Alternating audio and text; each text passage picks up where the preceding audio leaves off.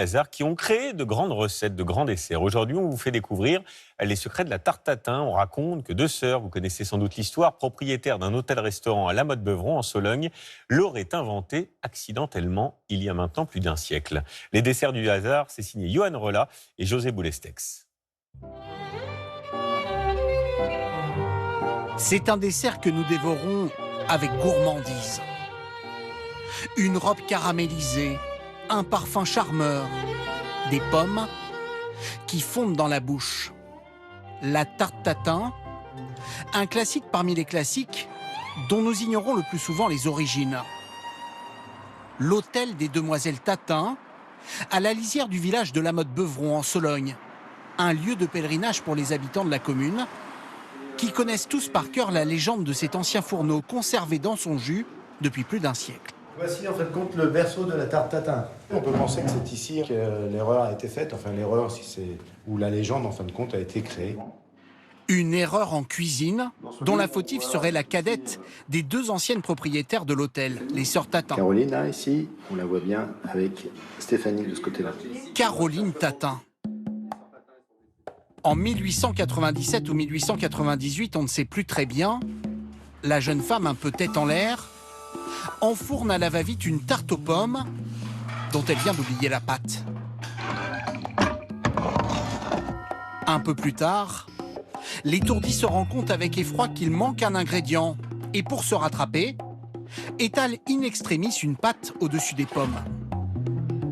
Une tarte cuite à l'envers, puis servie à l'endroit, qui fait aujourd'hui encore la renommée de l'établissement et la fierté des habitants du village.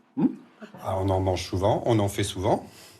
Et donc c'est le plat traditionnel, dès qu'on a des invités à La Motte-Beuvron, c'est la tarte tatin. Ça se mange sans rien, légèrement tiède, et c'est amplement suffisant. Ça sert à rien de rajouter de la crème fraîche ou de la glace. Le goût est extra, et donc c'est pas la peine de rajouter quelque chose, quoi. Nous sommes des puristes. Côté cuisine, c'est aujourd'hui ce jeune chef qui fait vivre l'héritage de la maison Tatin, fidèle à l'esprit de la recette d'origine. Des pommes, du beurre, du sucre et une pâte brisée. Donc c'est comme ça qu'on fait une tarte tatin traditionnelle. Une liste d'ingrédients toute simple, mais une préparation qui nécessite patience et savoir-faire.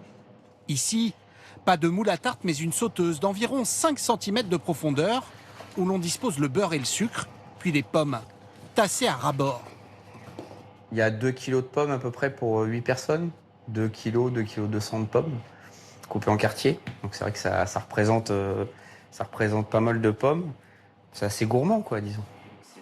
Recouvrir le tout d'une pâte brisée, puis enfourner. On va la mettre au four pour 45 minutes, à peu près. Durant cette première cuisson, les pommes vont réduire de moitié. Puis il faut encore patienter.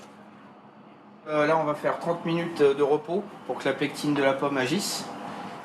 Puis vient enfin la dernière étape, une caramélisation à feu vif, qui nécessite une vigilance de tous les instants. On commence à avoir des odeurs de caramel, gentiment, qui commencent à monter.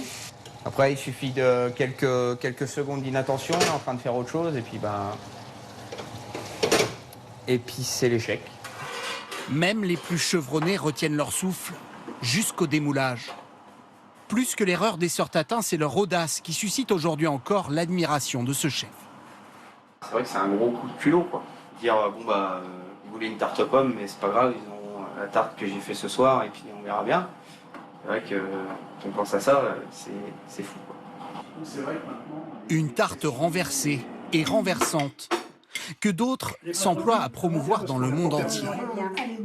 Collier à l'effigie de la tarte tatin et uniforme, cette confrérie reçoit régulièrement la visite de délégations de pâtissiers qui n'hésitent plus à prendre l'avion pour s'initier à la recette authentique. J'ai en photo des Chinois qui ont particulièrement apprécié de goûter la tarte tatin. C'est un plat qui est devenu mythique. On ne sait pas trop pourquoi. C'est comme ça. Les gens, dès qu'on parle de tarte tatin, la tarte tatin, c'est connu partout, c'est connu dans le monde entier. La success story de ce dessert découvert par erreur n'est sans doute pas encore terminée. Il faut croire que les sœurs Tatin n'étaient pas aussi maladroites qu'elles en avaient l'air. Ah, ça donne envie en tout cas, comme à chaque fois.